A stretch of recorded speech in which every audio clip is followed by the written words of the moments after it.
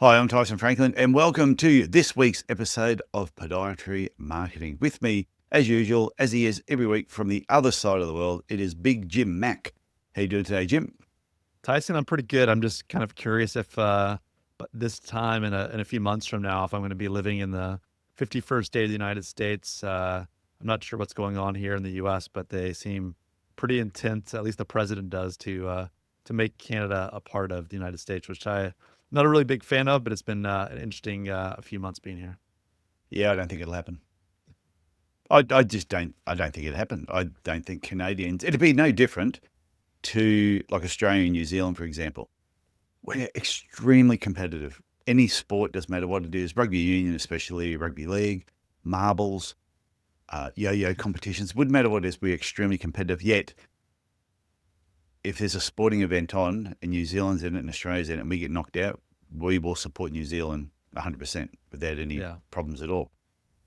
But I think if somebody said, oh, we're going to just, if Australia said, New Zealand, you must join our fold and become, a state of Australia, New Zealand said, they don't want that. They want to be New Zealanders. yeah. So I can't see Canadians. I can't see George St. Pierre go, oh. People who don't know who George St. Pierre is, he, what is he? French Canadian. Is that how you describe him? Yeah, he's a Quebecois. He's a Yeah. UFC fighter. Oh, and he's awesome.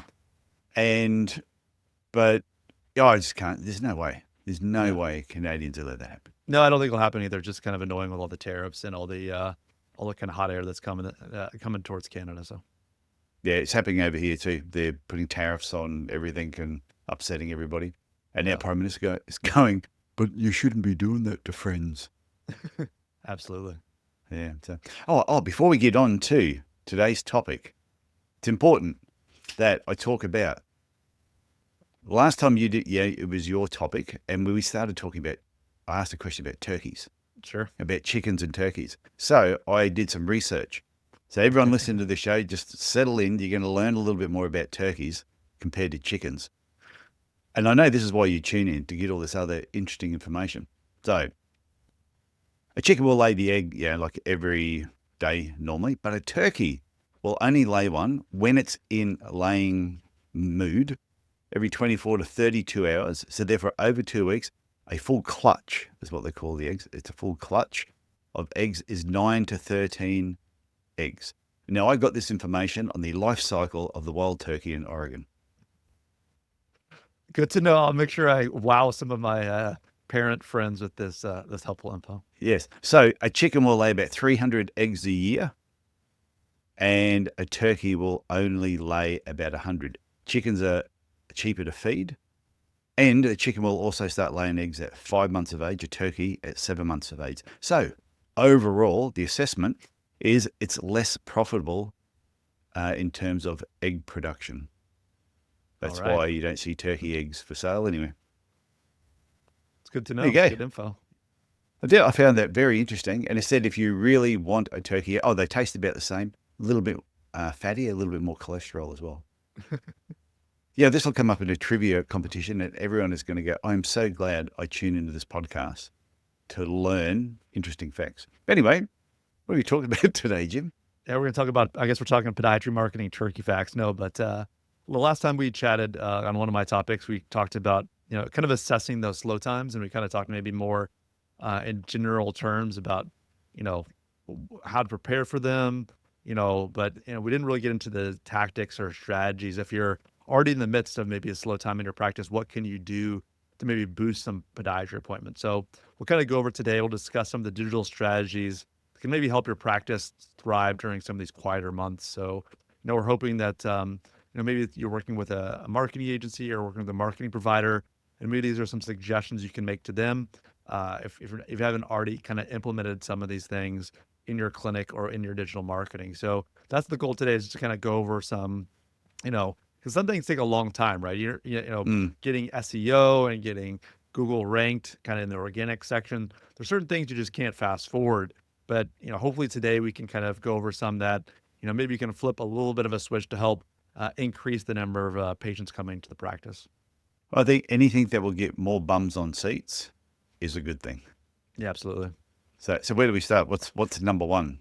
Yeah, so number one is to kind of optimize your Google search ads. Like we talked about in previous podcasts, when people are in need of certain types of services or need kind of answers to questions, one of the first places they're going to go to is Google.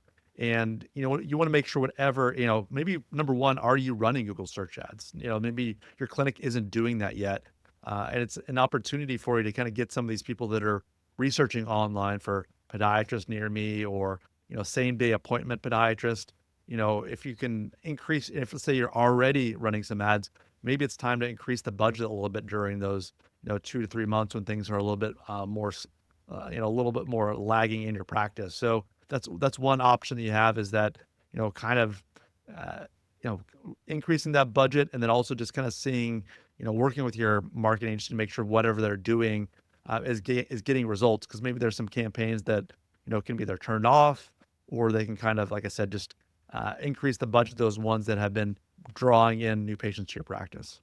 Yeah, well, I think that makes sense, and that's why it's important to understand the numbers of your business. So before you get to that point where you go, oh, geez, it's really quiet at the moment. Usually, there's indicators that it's starting to drop off, whether it's new patient numbers or return visits, whatever it is. So I think if you can keep an eye on that, then as it's just hits that peak where it's starting to drop, you can actually increase your budget and hopefully just keep everything a lot steadier. And then if all of a sudden it starts to go too high, like you said, you can switch it back off and it'll drop back down again. Yeah, I mean, if in the springtime or summer or wherever you're kind of when things start to ramp up, it kind of usually ramps up. It's okay to maybe back off a little bit on the ad spend, but with every kind of ad campaign you run or the different types of ad, you have the opportunity, or the person you're working with has the opportunity to kind of create some copy and some compelling writing in the ad to really kind of highlight and differentiate yourself from others. We've talked a little bit in the past about what are those ways to kind of showcase who you are and what makes you different. So, writing some ad copy about, same day appointments or, we'll get you in within 24 hours. When people are searching on Google, like I said, they're kind of ready to go. They're ready to kind of make a buying decision or choosing a podiatrist decision. So if you have copy that kind of reflects exactly what they're hoping to see, they're more likely to click that make an appointment button or to call onto your practice. So, kind of differentiate yourself through some ad copy and making sure that they land on a page on your website that makes it really, really easy for them to make that same day appointment. Or like I said, maybe you want them to call in that case, but making sure that that kind of route or that kind of journey towards your clinic is super nailed down so that they don't, send a message and then 3 or 4 days later, a staff member gets it and you kind of had promised, either same Yeah. day or within 24 hours. Those things matter, but you're not going to see that kind of terminology in a lot of, when you look at Google search ads, and it can set you apart from others. So something I would definitely consider, either if you're doing it yourself or you're working with the marketing providers, think about, same day appointments and highlighting them in kind of the writing in your ad, or, we'll get you in within 24 hours can be a huge differentiator. Yeah, well, it used to be one of our biggest things that when you brought patients into a clinic, when it came to orthotics, a lot of our markets are guaranteed they're made within 24 hours.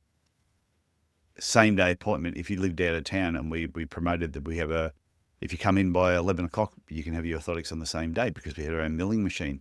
And that really set us apart from everybody else. So when people were searching for things, they go, podiatrist A, orthotics, podiatrist B, which was us, orthotics, guaranteed in 24 hours. I'm sure they would ring the other place as well and go, how long does it take to get orthotics made? Oh, we'll have them for you. Oh, we're really quick. We'll have them for you in 2 weeks or a week or even 5 days, and they're in pain and they know they need them. Yeah, so I think that same day, 24 hours, even for appointments, is really important. No, it's a no-brainer, like you talked about. When you have that kind of comparison between someone that's going to take 2 weeks or 24 hours, I mean, it's a no-brainer to kind of pick, the 24 hours to get those orthotics and kind of help relieve the patient's pain. So they're going to be looking for the best interest, and if you can provide that convenience for them, they're definitely, especially in nowadays when people are Oh, expecting convenience. movies on demand, Yeah. Amazon Prime, get the same stuff that, get their purchases the same day, delivered to them. That this kind of, especially the younger generation, expects that kind of on-demand service. Yeah, I heard something recently that, how, like in Molosky, you take a photo and you had to wait 2 weeks to get the film back. to find out half your photos, your eyes were closed, someone had the thumb over the lens. So about 4 out of 24 photos would turn out. They reckon that there's young people today are buying cameras and sending them off to places and waiting the 2 weeks. It's like an exciting thing to do. Yeah, I've seen some YouTube channels, or I've seen some TikToks where people are like, "Hey, here's this disposable camera. Like, take pictures on your trip, and then send us the photos, and we'll make a video for you of it or something." I've seen some different social Yeah. channels where that stuff has happened. So yeah, I think the kind of novelty, even like I think sometimes at weddings, people will sometimes give away those disposable cameras and Oh, hopefully get yeah. some interesting shots that you wouldn't normally get if you're We used to take them to the toilet. That's too much information for the Podiatry Marketing Podcast, Tyson. I just remember being at a couple of weddings and they had the cameras on there. And not me, I'm talking about other people. Oh, I would yeah, see for sure. I would see them wander off and come back, and they would just be laughing their heads off. I go, "What are you doing?" They said, "Oh, we just went to the bathroom. That'll be some interesting pics for them." And then it got us all thinking, "Oh, what else can we do?" So yeah, but that would be funny. And that's like when Polaroid photos came out. Shake it like a Polaroid picture, Absolutely. and which you don't need to. It just developed anyway. But the convenience of when Polaroid cameras came out, I remember just how big they were purely because you could take a photo and straight away within a couple of minutes, you could see the photo. So convenience is huge. No, it's huge. I would say the next kind of point to make is enhancing kind of a local search strategy. This is something we talked about a lot previously, these kind of areas we serve pages, or we know that patients are going to be searching for podiatrist near me. So if you don't currently do that in your Google search ads, that's a huge opportunity to kind of implement to get more local traffic quicker into your practice. But if even if you do have, maybe 5 different zip codes or 5 different neighboring towns where you're doing that, what about those other 3 or 4 or 5? Can you expand that campaign and try to see if you can get some more of those high quality patients from those other places that you hadn't previously advertised for? It's kind of a no brainer because you want to make sure that you're kind of casting the widest net during this time when you normally aren't seeing as many patients as you'd want to. So, by kind of either enhancing your current, local search strategy, or, if you don't have one, implementing it can be a huge win for you and your practice. So is this something, if you're talking to a provider who's doing this service, this is something you have to remind them, or is it something, because it sounds like with you this is just be something you would do automatic? Yeah, this is kind of like my main strategy to try to get people into practice. Is obviously we can kind of make some adjustments if people are looking for a specific type of care, But it is, for me, it's a no brainer. But I think for other folks, other marketing agencies may not offer this. But you can kind of ask, what do you do as far as getting local patients in, and you can make some suggestions that way if you're working with a provider that didn't necessarily know about this. Obviously, we have a couple podcast episodes dedicated 100% to this. So if you're doing it Yeah. yourself, or even if you're working with somebody else, feel free to let them listen to that podcast, and or reach out to me, and I'm happy to provide some information about a little bit more detail about what this areas we serve pages are and how that can have a huge impact on driving some traffic to your clinic. Okay, so what's next? I'd say next is switching kind of away from Google search ads over to email. I think email can be a really underutilized tool for a lot of clinics. We've talked a lot about in the past, and you've talked about it as well, these kind of reactivation campaigns. Oh, I And love them. what I mean by that is, maybe there's people that have a specific type of treatment, or let's say that they've had orthotics in the past, or they're a wound care patient, or they're a Yeah. diabetic patient. You're able to, Just do that bit again and we'll just read it. That okay, where was that on that? I'll just go. So what's next? Yeah, so I'd say next is, we kind of getting away from the Google search ads, more talking about targeted email reactivation campaigns. So something you're very familiar with, Tyson. It's kind of a bread and butter thing for you. I love the reactivations. So, when we're talking about reactivation, just for those who haven't listened to either read Tyson's blogs, or listened to his video, seen his videos, or listened to our previous. You've been under a rock. Right. So Yeah.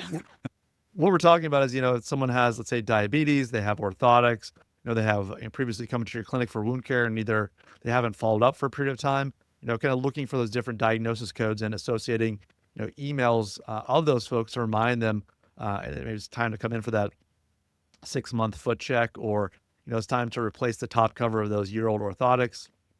There's a lot of way to kind of stimulate some business into the practice during those slow times by kind of uh, knowing their diagnosis code and kind of tying that to an email and kind of making it easy for the patient to come in and encouraging them to come in for follow-up care.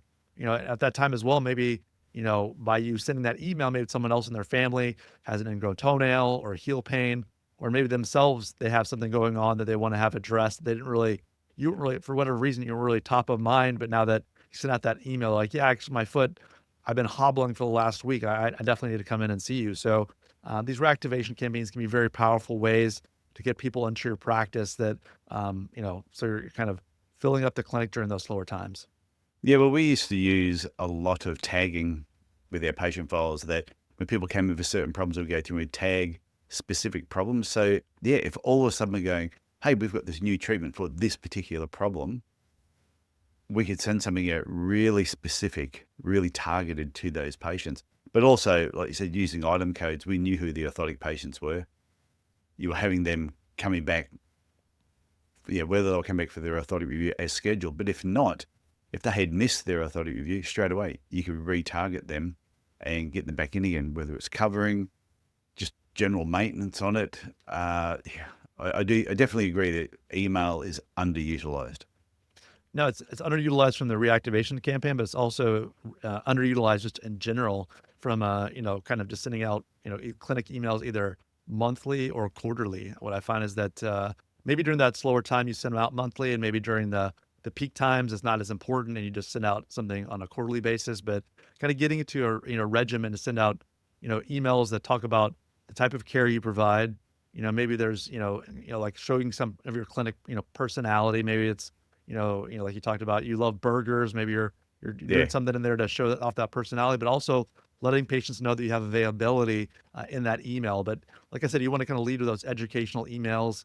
We've talked about that in previous podcasts as well, but you'd be surprised how many clinics don't actually have a clinic newsletter. And I think that's a huge opportunity lost for those that don't have one, because Yeah. if you have 5,000, 10,000 emails just sitting there and you haven't reached out to those folks, what does it take? 1% of 10,000 is what? Is that 100?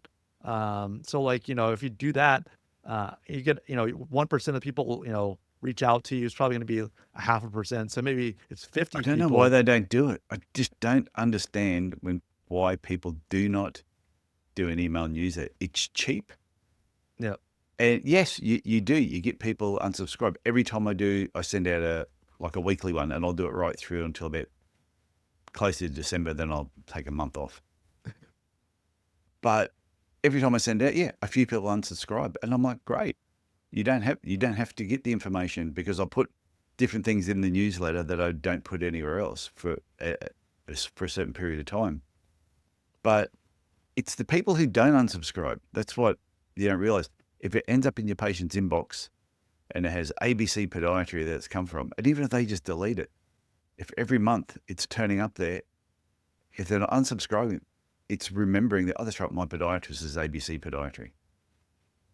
No, absolutely. I think it's a huge opportunity for being top of mind. Like you said previously, if maybe their husband, maybe their neighbor, maybe their daughter, someone has something going on, and it reminds them that you are there to provide great care for them. So, don't be shy. If you haven't started a newsletter, it's not very hard. Obviously we have some podcasts that will help kind of walk you through some of those options and opportunities, but I definitely recommend that every clinic has these, because, you have 5,000, 10,000 patients you can reach out to that, some percentage of them needs your care. And by reminding of that, then, it's a great way to fill up the appointment agenda. But even putting something simple in there, if you're selling retail products, if you've got a new retail product and you put it in your newsletter and it's going out to 5,000 patients, so, hey, we now have this new strapping tape or this cream, or we've got this footwear that's now in our clinic. I knew every single time we did it, you got a response every time. So newsletters don't take a lot of time to do, don't cost a lot to do, but your return on any time you mention a new retail product was worth every cent. No, absolutely. That's a great point. No, I coughed, and I may as well have just coughed, because I could have edited that out anyway. Picked it up on here. Anyway, okay. So what is the next step after this, or the next thing they should look at? Yes, the last thing I would consider is leveraging some paid social ads to kind of reach right kind of a broader audience. I think you have to be with these social ads. You have to be pretty straight and to the point about, it doesn't necessarily have to be like make appointment, but you have to have some kind of offer for them. It Mm, can't just be a general, we are, ABC Podiatry, and look how interesting we are. Anything like that is, this is not the time to be doing that. Maybe you have a new way to treat warts, a new way to treat heel pain.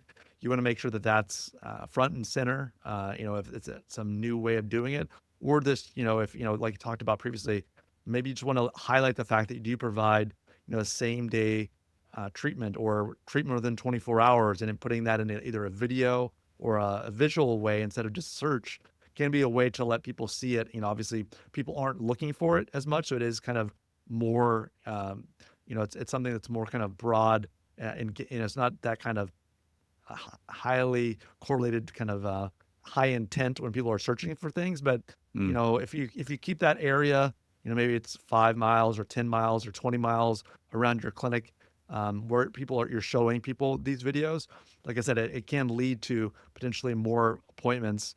But like I said, make sure it's really targeted on a very specific type of care you want to provide, and really helping yourself stand out from the others, whether it be a new type of treatment or the fact that you will get to see, you'll get patients in within 24 hours, which is not something that other clinics are putting out there. So, these kind of creative targeted ads, not only will kind of create some general awareness, but hopefully your proposition is enough for them to kind of become a lead and, make an appointment with your practice.